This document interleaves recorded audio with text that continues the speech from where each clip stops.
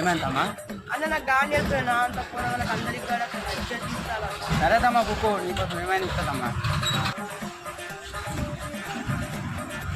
ఉక్కే పైతుంది కానీ అన్న క్లచ్ ఇదిగో, ఇది పెట్టిన క్లచ్ ఇప్పుడు కొట్టాలి.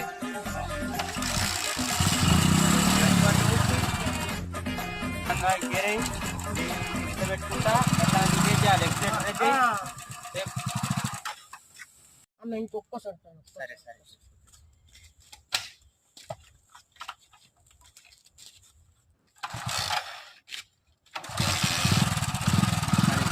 లేదా మెల్లంగా పెట్టుకున్న పోనీ.